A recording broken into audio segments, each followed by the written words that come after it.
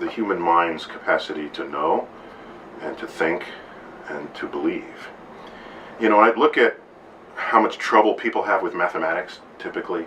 If there's any one subject that the most number of people say I was never good at, insert a topic, it's going to be math. And so I say to myself, if our brain were wired for logical thinking, then math would be everyone's easiest subject, and everything else would be harder. So I'm kind of forced to conclude that our brain is not wired for logic.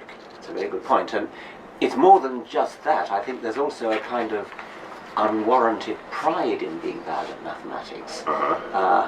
You will never hear anybody saying how proud they are of being ignorant of Shakespeare, Right. or Dryden.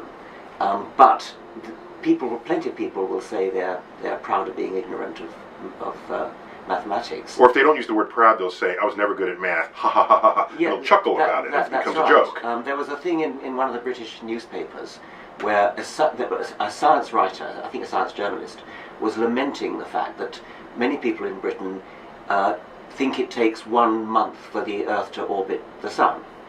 And the editor then inserted there, doesn't it, Ed? So he was, as it were, saying, you know, I'm the editor of a national newspaper. And of course I don't really think it takes, but nevertheless, it's okay to make a joke about being ignorant of this very elementary point of astronomy, which he would never ever do about being, you know, confusing Byron with Virgil or something like that. Right, or ever be proud of such a thing.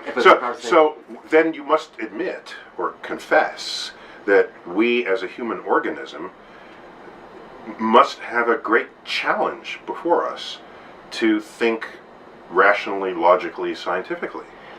Yeah, I mean, you made the very interesting point that maybe we're not wired to be good at logic. Well, you generalized from mathematics to logic. Yeah, I did, but for this conversation, I think we can claim that.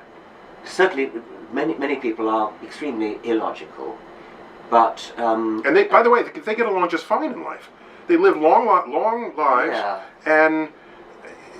But I think it's an interesting point that our wild ancestors, needing to survive in the presence of lions and drought and famine and things, you'd think logic would be pretty important for survival, wouldn't it? So, if not mathematics, at least. Well, it could be maybe early people who said, "Oh, there's a creature there with big teeth. Let me investigate it further." Yes, I mean, in a way, that's right. Being some level, scientific is a bad thing. Curiosity doesn't always work. I had a cousin who was a little boy, put his finger in the mains and got a shock. So he did it again just to make sure. He's a real scientist, but not very good for survival. Right. So perhaps the gut reaction to run or to be scared or to chant or I guess what I'm getting at is there's so much of human civilization that derives not from logical thinking, but from what we might simply call illogical thinking. And, I mean, art. You know, I've got Van Gogh on the wall. No one's going to quiz him and say, how logical were you when you painted the Starry Night?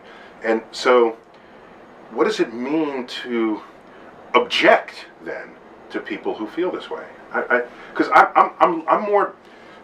I detach myself more from that battle than you do. You are in the front lines, and I'm way in the back line watching you do this. And I'm saying sometimes people just want to feel rather than think. Yes, I keep pushing back to the evolutionary origins of this, and when you have to survive in a hostile environment, it may be that you do need a certain amount of illogical gut.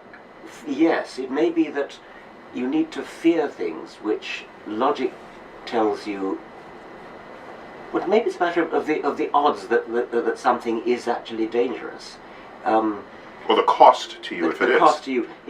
If you see a sort of rustling in the trees, it could be a leopard about to jump on you, but it's much more likely to be the wind, and the logical, rational explanation is probably it's the wind.